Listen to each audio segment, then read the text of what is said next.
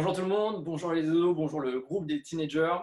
On se retrouve aujourd'hui pour notre deuxième épisode de notre série Discussion avec. Et aujourd'hui, j'ai l'opportunité de discuter avec le pasteur Jean-Philippe Baudry. C'est un pasteur, c'est un auteur, c'est un implanteur d'église. Et c'est vraiment une chance de l'avoir avec nous. Il va pouvoir nous donner quelques clés sur le thème d'aujourd'hui qui est le suivant. Pourquoi croire en Jésus-Christ aujourd'hui? Alors JP, comment vas-tu? Peux-tu te présenter? Oui, ça va super bien. Salut Tom, je suis content que tu as pris le temps de m'inviter. Je suis vraiment content d'être avec là. Bonjour à tout le monde qui vont regarder la vidéo aujourd'hui. Ben, moi, ça va super bien. Tu m'as quand même bien décrit. Je suis un pasteur. Je suis pasteur à l'Église de la Chapelle à Et Montréal. Mais on se prépare, nous, à aller implanter une nouvelle chapelle. On se prépare, nous, à aller implanter l'église avec ma famille. Ça implique un déménagement. Je suis marié avec Valérie, qui est ma femme, depuis bientôt 7 ans. Ok, Cet été, ça va faire 7 ans qu'on est mariés. génial. On a 2 enfants, Emma et Jacob. Emma va avoir 5 ans cet été et Jacob vient d'avoir 2 ans. Comme tu disais, ça me fait toujours drôle d'entendre le mot auteur parce que je me suis jamais vraiment considéré un écrivain, mais je viens d'écrire mon premier livre qui sort dans les prochaines semaines. Je dirais que ça fait le tour de ce qui est le plus important à savoir. Pour ceux qui se demandent pourquoi est-ce que c'est Jean-Philippe Baudry, eh bien tout simplement parce que j'ai été pasteur d'ado et pasteur de jeunesse pendant quelques temps. Oui, j'étais pasteur jeunesse pendant 8 ans à l'Église Nouvelle Vie à Longueuil. Puis j'étais le pasteur responsable d'Impact Jeunesse pendant 5 ans. Je connais bien le milieu du ministère jeunesse, je connais les jeunes. Puis je suis pas encore rendu assez vieux pour être déconnecté de la réalité des jeunes. Ça, c'est ce que j'aime dire. J'aime me convaincre que je suis encore assez jeune pour les comprendre. Donc oui, c'est ça. Fait que j'étais pasteur jeunesse pendant 8 ans, jusqu'à l'année dernière, en fait. Ça fait à peine un an qu'on est sorti de ce ministère-là parce qu'on croyait que Dieu nous appelait à implanter une église. Ouais. Donc, c'est tout Ok, récent. ok, bah du coup, il y a plus de secret pour vous. Maintenant, vous comprenez pourquoi est-ce qu'il est là avec nous. Et je vais profiter de ta présence là, à distance, pour te poser une question par rapport à la période que l'on vit tous. Toi, tu es au Canada, nous sommes en France, mais nous vivons en ce moment la crise du Covid-19. La première question que j'ai à te poser, quel a été ton ressenti? Comment est-ce que toi, tu as pris la décision de ton gouvernement de confiner ta vie, de confiner la population? Quelle a été vraiment ta première réaction? À quoi tu as pensé? Première réaction, c'est wow, c'est incroyable que ça arrive. On n'a jamais rien vécu qui était similaire à ça. De mon vécu, j'ai jamais vécu quoi que ce soit d'aussi intense que ça au niveau social dans la société. Il y a des gens qui peut-être vont écouter cette vidéo-là qui ont plus d'expérience que toi et moi dans la vie, qui ont Ouais. vécu d'autres choses, des choses graves. Pour moi, c'était vraiment énorme. C'était la première fois que je voyais quelque chose d'aussi gros. Surtout que c'était pas juste local, c'était pas juste ici au Québec, au Canada, mais c'était partout au monde. J'étais, comme tout le monde, je pense, surpris de ça, de l'ampleur que c'était en train de prendre. Mais je te dirais que la décision de notre gouvernement de confiner, je crois que c'était une excellente décision. C'est important aussi de respecter les autorités, tout simplement, respecter les ordres qui nous sont donnés de par notre gouvernement. Et Exactement. est-ce que toi, là, je m'adresse plutôt, tu vois, à l'enfant de Dieu plutôt qu'au pasteur, mais est-ce que toi, directement, tu as pensé à ces temps de la fin dont beaucoup de personnes ont parlé? Est-ce que toi, c'est vraiment quelque chose qui t'est venu en tête? Ça a effleuré mon esprit, euh, justement parce que c'est quelque chose de très sérieux et de mondial. Mais je te dirais, ça a à peine effleuré mon esprit parce que pour moi, les enseignements de Jésus sont quand même clairs à ce sujet-là, où personne ne va savoir ni le jour ni l'heure du Ouais, retour de c'est vrai. Jésus. Donc, oui, je me suis dit, clairement, il y a quelque chose de majeur là. Il y a quelque chose que probablement Dieu veut nous montrer, veut nous apprendre à travers ça. C'est vrai. Est-ce que ça veut dire que c'est la fin des temps? J'en ai aucune idée. Tu es vraiment en paix, en fait. Tu n'y Ouais. pensais pas tellement que tu étais sûr des paroles de Jésus que tu retrouves dans la Bible. C'est ça? Oui, parce que une chose que, ben, premièrement, comme tu dis, les paroles de Jésus, clairement, le noir sur blanc dans la parole de Dieu, c'est personne ne peut savoir, en fait. Ouais. Personne ne peut le deviner. Puis quand tu regardes juste un petit peu l'histoire, juste l'histoire moderne, mais juste l'histoire, disons, du dernier siècle, je ne te parle même pas d'il y a 500 ans en arrière, juste le dernier siècle. Tu sais, quand il y avait les guerres mondiales, Première, Deuxième Guerre mondiale, je me dis, imagine comment les croyants devaient se dire, c'est la fin, c'est fini. Pourtant, ça n'était pas. Quand tu regardes au début du 20e siècle, tu as eu la grippe espagnole, C'est vrai. a Ouais. tué des millions de personnes, beaucoup plus que la COVID-19 en ce moment. Et je me dis, imagine comment les gens à l'époque devaient se dire, est-ce que c'est la fin? Donc, tu sais, l'histoire nous enseigne que la société a traversé plein d'épreuves. Peut-être que c'est demain, je ne le sais pas. Tu sais. Quand on met notre contexte dans l'histoire, il ne faut pas rester bête, tu vois, parce que c'est vrai qu'il y a des choses qui relèvent du spirituel, mais je veux croire qu'il y a aussi des choses que Dieu nous donne la capacité de comprendre simplement, et je pense que l'histoire peut en faire partie, en effet. Juste Exactement. Mais je crois qu'il faut continuer juste de marcher avec Jésus, suivre Jésus aujourd'hui, être en règle avec Dieu le plus possible, puis juste faire confiance qu'il lui va revenir quand ça va être le meilleur timing. Amen. Et tous ces événements, et justement, tu disais là, à l'instant que l'objectif, c'était aussi de poursuivre une vie de sanctification, de vraiment se comporter toujours de la meilleure des façons à l'égard de Jésus. Mais finalement, pourquoi est-ce qu'en ce moment, nous devrions croire en Jésus? C'est l'objet de notre discussion, et je te pose cette question-là. Pourquoi est-ce qu'aujourd'hui, est-ce qu'il faut croire en Jésus? Je te dirais que une des grands avantages de la saison qu'on traverse partout dans le monde, OK? Puis moi, je suis en contact là, avec des centaines de personnes à toutes les semaines, de toutes sortes de façons, des gens de l'Église, mais aussi des gens que je connais pas du tout, mais qui tombent sur des prédications en ligne, qui tombent sur les réseaux sociaux, qui viennent voir, qui posent des questions, et pas nécessairement des gens qui sont croyants. Puis, une des choses qu'on réalise beaucoup en ce moment, c'est que les fondations de la vie des gens sont ébranlées. Quand on traverse une saison comme ça, une saison comme le COVID-19, où plusieurs ont vécu la mort de près ou de loin, dans la famille, dans les amis, où il y a plein de gens qui ont perdu leur emploi, que leur sécurité financière a fondu. Ce sur quoi les gens basent leur vie, ben ça, c'est ébranlé en ce moment. Puis les gens qui pensent que tout va toujours bien aller, que leur compte de banque est une sécurité ou parce qu'ils sont en santé, ça va bien. Mais quand le COVID-19 est arrivé dans les dernières semaines, ce que ça a fait dans la vie de plein de gens, c'est que ça a remis en question la fondation sur quoi leur vie était fondée. La Bible nous enseigne que peu importe les saisons qu'on traverse, Dieu, lui, ne change pas. Sa présence ne change pas. Sa présence ne fluctue pas d'une saison à l'autre. Dieu est là, que ça aille bien, que ça aille mal. S'il y a une chose qui ne change pas, peu importe les saisons, c'est Dieu. C'est Jésus-Christ qui ne change pas. Ce que plein de gens réalisent en ce moment, c'est que leur fondation à eux, que c'était tu sais, leur emploi. Imagine pour quelqu'un, et il y a plein de gens qui c'est comme ça. Il y a plein de gens qui, leur fondation de leur vie, c'est d'avoir une grosse carrière.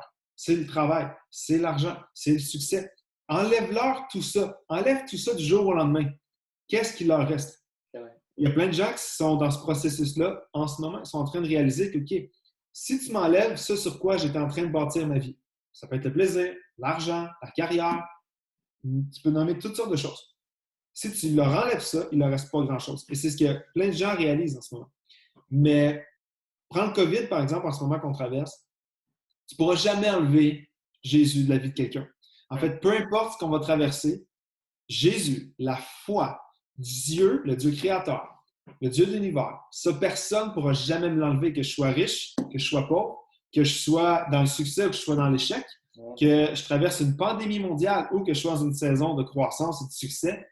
Mais le même Dieu va toujours être là. Sa présence ne changera jamais. Et j'aimerais ça te suggérer à tous ceux qui nous écoutent aujourd'hui que une des raisons pour lesquelles croire en Jésus-Christ, c'est que c'est la seule fondation solide et durable sur laquelle un être humain peut fonder sa vie et orienter ses valeurs et orienter sa vie. Tout le reste est sujetti à disparaître un jour. Tout le reste va être ébranlé un jour ou l'autre. Mais Jésus-Christ, la Bible nous enseigne que c'est le roc sur lequel on peut bâtir notre vie. Et cette image-là d'être le roc comme la fondation de notre vie, c'est la seule fondation qui ne pourra jamais être ébranlée. C'est ça. Il y a plein de gens qui sont dans le processus de découvrir que leur fondation, mais elle est ébranlée en ce moment. Et c'est pour ça que je pense qu'il y a plein de gens qui sont ouverts à entendre parler de Dieu en ce moment, qui sont beaucoup plus ouverts à la foi, beaucoup plus ouverts à la spiritualité qu'il y a 2 mois, parce que leur fondation est ébranlée. C'est super intéressant ce que tu dis, parce que je suis convaincu que c'est quelque chose que beaucoup de personnes vivent et qu'il est intéressant aussi de dire. Tout simplement, tu connais certainement l'image, chacun a un manque en soi, et il n'y a que Jésus qui peut le remplacer. Exactement, je crois que c'est Blaise Pascal qui disait ça. Et quand il disait ça, je pense qu'on peut vraiment élargir à ce que tu disais là, que le manque que tu as dans ta vie, c'est aussi le manque de fondation pour les ados là, qui regardent, et même les autres. C'est vraiment les fondations, comme je disais là.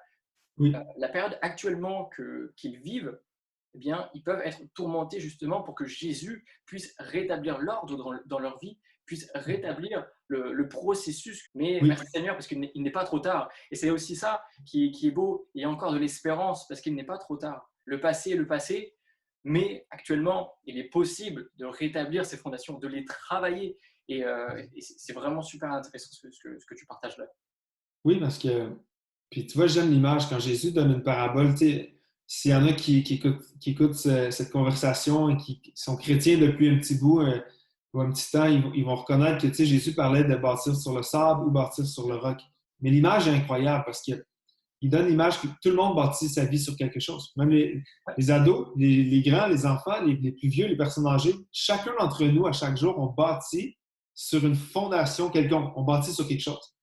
Puis, ce que cette parabole-là que cet enseignement-là que Jésus va donner, c'est que peu importe à quoi ressemble ta maison, ce qui est une image pour ta vie, ouais, peu importe à quoi ta maison peut ressembler, ce qui est important, c'est sur quoi elle est bâtie, en fait. Parce que ta maison peut être énorme, ta maison peut être beau, ça peut être un manoir avec 3 garages, une piscine creusée de rêve, avec un studio d'enregistrement, avec tout ce que tu veux, une salle de gym, nomme tout, OK, une salle de jeux vidéo pour ceux qui nous regardent en ce moment. Il peut avoir tout ce que tu pourrais rêver dans la maison.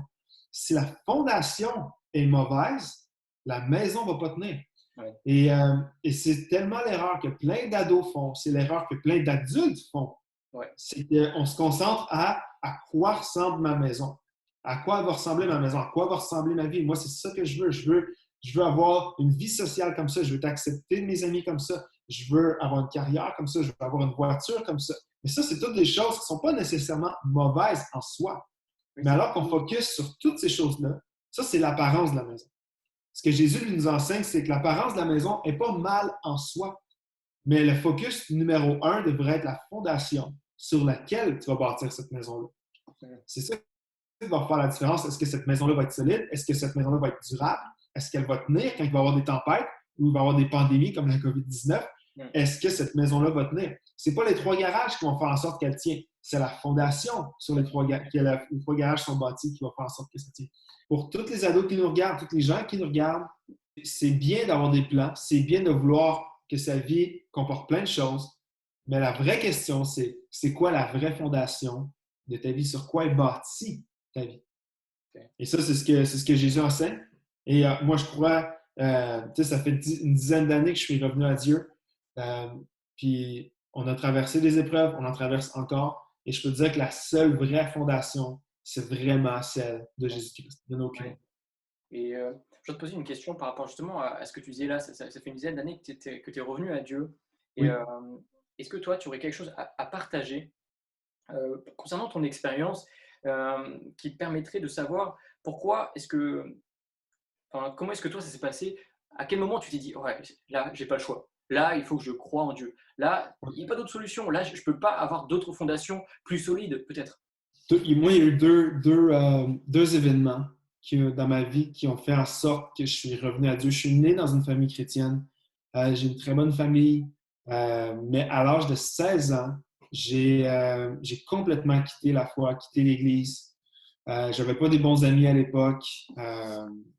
Puis de fil en aiguille, j'ai juste décidé de quitter la foi. Puis pendant pratiquement 5 ans, j'étais loin de l'Église, de 16 à 20 ans, presque 21 ans. J'étais loin de l'Église, loin de la foi, loin de Dieu. Puis à l'époque, j'ai eu une copine pendant un petit peu plus de 2 ans. Okay. Puis ça s'est mal terminé. Ça s'est très, très mal terminé. Puis alors qu'elle n'était pas chrétienne du tout, je n'étais pas chrétien, elle n'était pas chrétienne. Puis quand cette relation-là a terminé, j'ai été dévasté. J'ai été démoli à la fin de ça. Puis j'avais jamais été dans une situation comme ça. J'avais jamais expérimenté la douleur comme ça émotionnelle. Mais quand ça s'est arrivé, ça a tellement ébranlé ma vie que c'est comme si ce que je viens de dire là, ce que je viens de partager avec toi, que c'est quoi la fondation de ta vie? C'est comme si je réalisais que d'avoir une blonde, d'avoir une copine, euh, c'est pas une bonne fondation. Pas du tout. Dans le sens que si tu m'enlèves cette fille-là, il me reste rien, en fait. Mm. Ça, pour moi, c'était comme si Dieu était en train de commencer à me montrer que j'avais bâti ma vie sur la fondation qui était ma relation amoureuse à l'époque. Puis que quand cette fondation-là, en fait, n'a pas tenu, bien, ma vie n'a pas tenu. Ça a été le premier élément. Puis dans les mois qui ont suivi ça, ça a été des mois très, très difficiles pour moi. Mes parents ont divorcé. Du jour au lendemain, mon père est parti de chez nous, puis avec une autre femme. Puis ça a été une saison très, très difficile pour moi. J'avais 20 ans à l'époque. Puis mes parents avaient toujours été dans l'Église comme le couple modèle, avaient toujours été comme le couple auquel les gens voulaient ressembler, tout ça. Puis du jour au lendemain, là, vraiment comme on ne l'avait pas vu venir du tout, mon père est parti. Il est vraiment disparu avec une autre. Puis ça a été un autre événement que Dieu a utilisé pour me dire que est-ce que c'est ça que tu veux? Est-ce que c'est vraiment ça que tu veux? Parce que mon père, en même temps de quitter la maison, quitter ma mère, il a quitté la foi aussi, il a quitté l'Église et tout ça. Il a tout quitté d'un coup. Puis c'est comme si Dieu utilisait ça pour me dire est-ce que c'est à ça que tu veux ressembler? Est-ce que c'est ça que tu veux que ta vie soit plus tard? Puis ma réponse était non. Ma réponse était non, c'est pas ça. T'sais. Puis c'est dans cette saison-là où j'ai vécu une grosse rupture amoureuse qui était très douloureuse pour moi. Je venais juste d'avoir 20 ans quand c'est arrivé la rupture. Quelques mois plus tard, mon père est parti de chez nous. Mais c'est comme si je réalisais qu'il y a deux grandes facettes de ma vie qui venaient d'être ébranlées.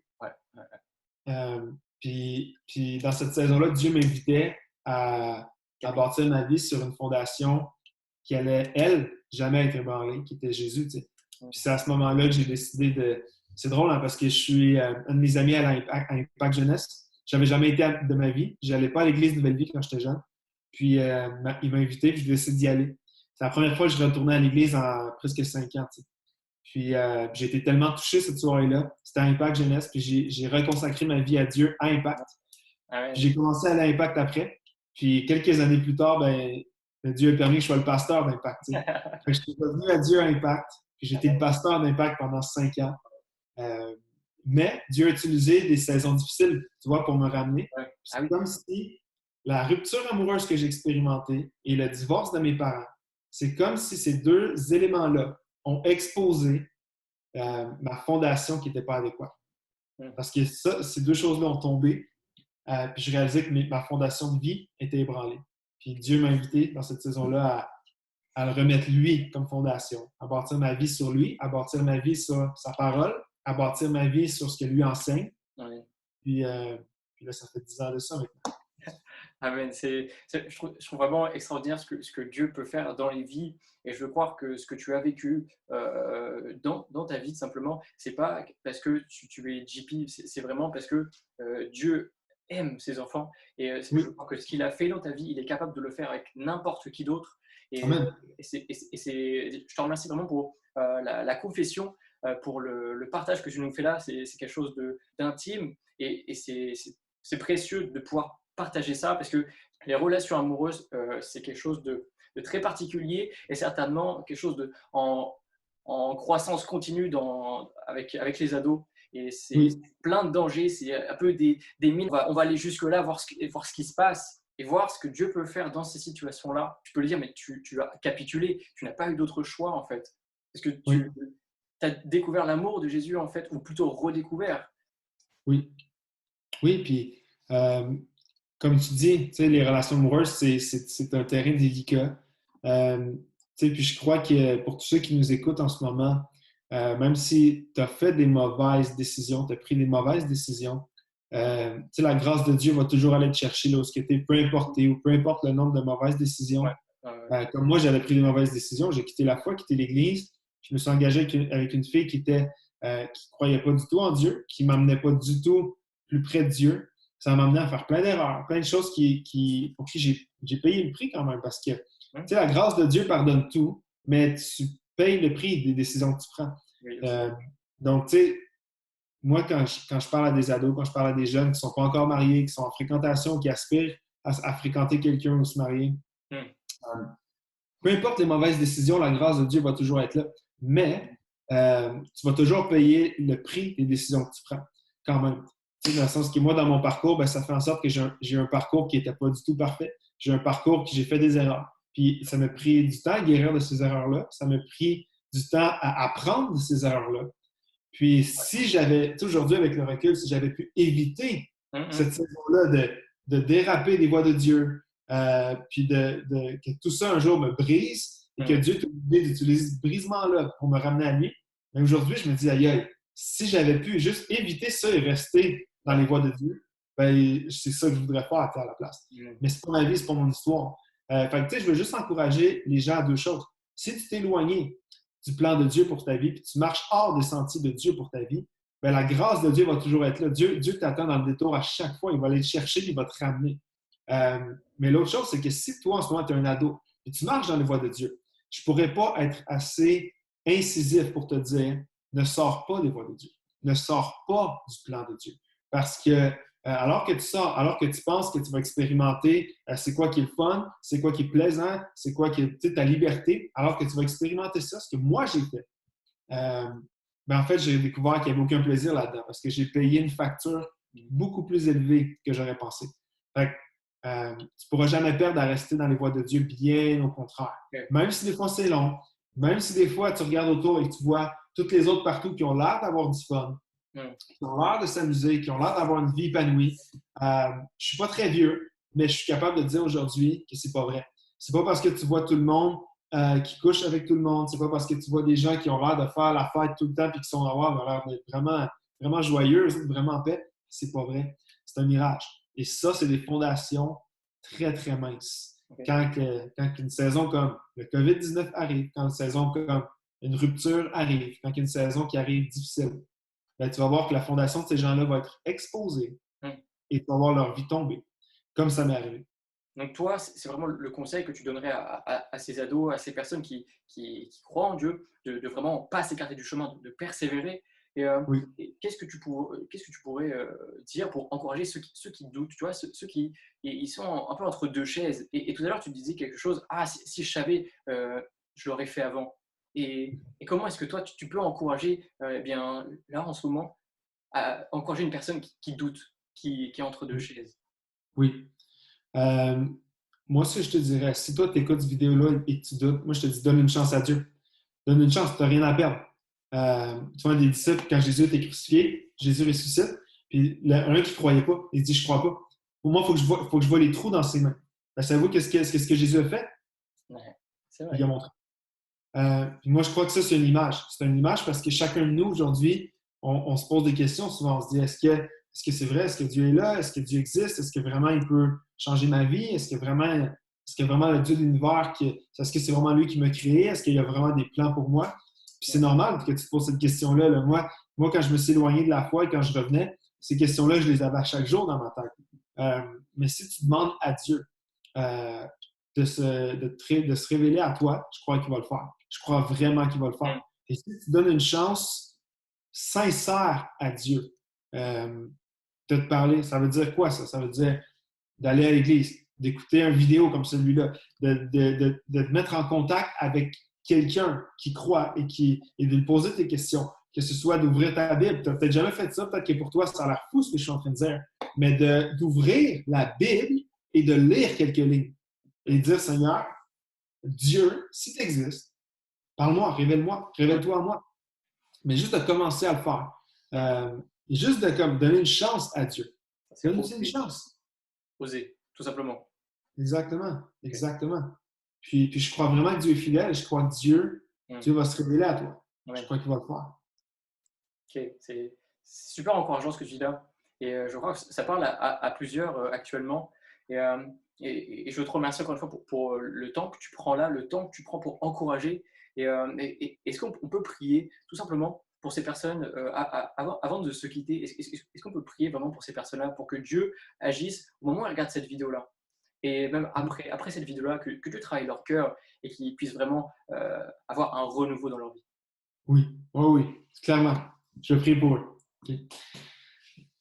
Seigneur, merci pour ce temps qu'on peut avoir ensemble. Seigneur, merci parce que, comme ta parole, comme la Bible dit, tu es la seule fondation. Tu es la seule fondation solide, le seul roc sur lequel on peut bâtir nos vies. C'est-à-dire que peu importe les tempêtes qui arrivent, peu importe les vents qui vont souffler, notre maison va tenir parce qu'elle est fondée, elle est construite sur toi, elle est construite sur ta parole, sur la Bible, sur tes enseignements, Jésus. Mm. Et je te prie pour chaque personne qui écoute cette vidéo. Seigneur, je te prie pour chaque personne qui, premièrement, ces gens-là te connaissent, les gens qui marchent avec toi. Je te prie pour elles. Fortifie-les dans cette saison. Seigneur, je te prie que tu leur démontres encore une fois à quel point tu es cette fondation solide pour leur vie. Je te prie pour chaque personne qui, à travers la saison du COVID-19 en ce moment, sont ébranlés, les gens qui ont perdu des emplois, des gens qui ont perdu des membres de la famille, des amis. Je te prie de les renouveler. Viens les visiter. Viens, Seigneur, consoler ceux qui ont besoin d'être consolés et fortifier ceux qui ont besoin d'être fortifiés. Et Seigneur, je te prie en conclusion, pour tous ceux qui écoutent cette vidéo et qui doutent, ou peut-être qui sont entre deux chaises, qui sont curieux d'apprendre à te connaître, mais qui ne sont pas convaincus. Seigneur, ma prière, c'est que tu te révèles à ces personnes. Déjà que ces gens écoutent cette vidéo est un pas dans la bonne direction. Mais Seigneur, je te prie que tu continues. Continue de les attirer à toi et continue de te révéler à elles, de leur montrer que oui, tu es un Dieu vivant et que tu es le Dieu qui les a créés et qui a un but pour leur vie. Alors, Seigneur, je te prie, dans le nom de Jésus, Amen. Amen. Amen. Et je vais juste terminer comme ça cette vidéo-là en remerciant aussi ta famille de t'avoir laissé prendre ces quelques minutes-là. On les remercie. Et je voudrais parler aussi de ton actualité. Tu vas bientôt sortir un livre, il va bientôt être paru, il est déjà écrit, il est déjà prêt. Tout est certainement, les cartons, il est juste là. Et ça s'appelle Zone Grise, découvrir la volonté de Dieu quand tout n'est pas noir ou blanc. Et oui. Vas-y, explique-nous. Lorsqu'on lit la Bible, on voit que de la Genèse à l'Apocalypse, on voit un Dieu qui semble dire qu'il y a un plan pour notre vie, qui est créé pour un but, qui nous connaît et qui a une intention avec notre vie. Alors, quand on se met à marcher avec Jésus, qu'on se met à suivre Jésus, une des premières questions qu'on se demande, c'est OK, Seigneur, qu'est-ce que tu veux faire avec moi? Qu'est-ce que tu veux faire avec ma vie? Puis en résumé, je te dirais que ce livre-là, c'est loin d'être une étude exhaustive sur le thème de la volonté de Dieu. Je ne crois pas que personne devrait avoir la prétention d'avoir mis tout ce que devrait contenir la volonté de Dieu en 180 pages. Je ne pense pas du tout que j'ai fait le tour. Mais c'est plus de lancer une discussion et de surtout donner des pistes de réflexion et peut-être même éclaircir certains concepts de ce que c'est que la volonté de Dieu et ce que c'est pas la volonté de Dieu. Tu vois, dans ce livre-là, j'essaie d'amener les gens un peu dans le processus que même moi j'allais. Seigneur, qu'est-ce que tu veux faire pour ma vie? Puis j'ai écrit ce livre-là, en fait, parce que j'aurais aimé ça le lire il y a une dizaine d'années quand je revenais à Dieu. D'accord. Mon Seigneur, c'est quoi la volonté de Dieu pour ma vie? Puis le sous-titre, c'est « Découvrir la volonté de Dieu quand tout n'est pas noir ou blanc ». Parce que la majorité des questions que toi et moi, on a au sujet de la volonté de Dieu, c'est des questions qui demandent une réponse noir ou blanc, par exemple. On parlait des relations tantôt. Est-ce que ça, c'est la bonne fille pour moi? Ça, c'est blanc ou noir. C'est oui ou non. Ou Seigneur, est-ce que tu m'appelles au ministère? Est-ce que tu m'appelles au Canada? Seigneur, est-ce que tu m'appelles à aller dans telle université ou telle université? Souvent, les questions qu'on pose à Dieu, c'est des questions qui sont noires ou blancs. Quand tu lis la Bible, par exemple, c'est que tu n'auras aucune réponse comme ça. Comme moi, quand j'ai marié ma femme Valérie, c'était pas marqué, il n'y avait pas un verset qui disait Jean-Philippe, ta femme s'appelle Valérie, tu dois la marier. Tu sais, il n'y avait pas ça dans la Bible. Quand je sentais que Dieu m'appelait au ministère, c'était pas marqué oui, Jean-Philippe, je t'appelle au ministère, inscris-toi au collège biblique maintenant. C'était pas noir sur blanc dans la Bible. Ce qui veut dire que c'est des zones grises. Lorsque je lis la Bible, c'est rempli de zones grises par rapport à toutes les questions que j'ai. Puis c'est la même chose pour tout le monde. Donc, comment est-ce qu'on fait pour marcher dans la volonté de Dieu quand la Bible, en fait, semble répondre par des zones grises à nos questions? Dans le livre, j'éclaircis certains concepts de la volonté de Dieu. Je parle de vision aussi. Le Dieu de la Bible, c'est un Dieu de vision. Il a donné des visions, il donne des directions à toutes sortes d'hommes et de femmes dans la Bible. Je crois qu'il le fait encore. On regarde comment avoir une vision pour nos vies. Dans le livre aussi, je parle de décisions parce que marcher dans la volonté de Dieu pour notre vie va impliquer plein de décisions. Ce n'est pas une décision qu'on prend une fois. Ce n'est pas la seule décision de ma vie. C'est des décisions presque à chaque jour.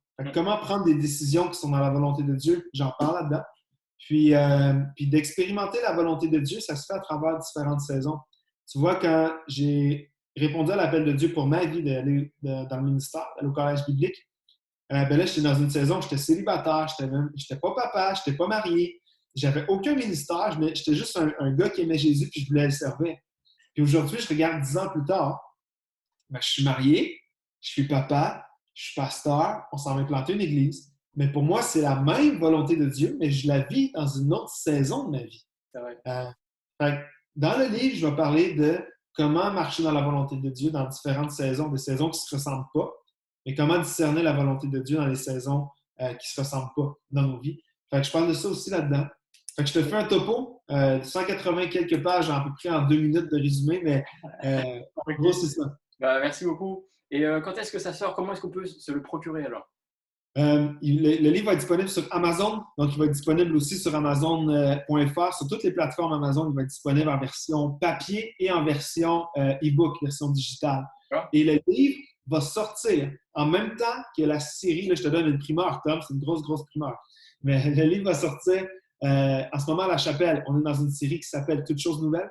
Aussitôt que cette série-là se termine, ça va être une série Zone grise à La Chapelle. Donc, le livre va sortir dans les prochaines semaines. Aussitôt que la série commence, le génial. livre va être disponible. Fait que si vous voulez rester informé, ben, suivez les plateformes de La Chapelle, suivez les miennes aussi. On va annoncer plein de choses là-dessus. Ouais. Fait que j'espère. Moi, j'espère que certains vont se le procurer. Puis, n'hésitez pas. Écrivez-moi. Moi, je veux parler de ce sujet-là. C'est un sujet qui me passionne. N'hésitez pas à m'écrire jamais. Là. Vous n'allez pas me déranger. Écrivez-moi. Puis, on discute ensemble, la volonté de Dieu. Ok, bah, merci beaucoup. Puis tous ceux qui nous regardent, voilà, je le répète, n'hésitez pas à le contacter. Il se porte disponible pour vous. N'hésitez pas sur les réseaux sociaux, Facebook, Instagram. Il a un site internet également depuis que ce livre est en conception. Je te remercie à nouveau, encore une fois. Merci pour tes encouragements. Merci pour ta présence. Et merci vraiment d'avoir appuyé vraiment ton propos sur la parole de Dieu qui est la vérité. Je te remercie et je dis à très bientôt à tout le monde.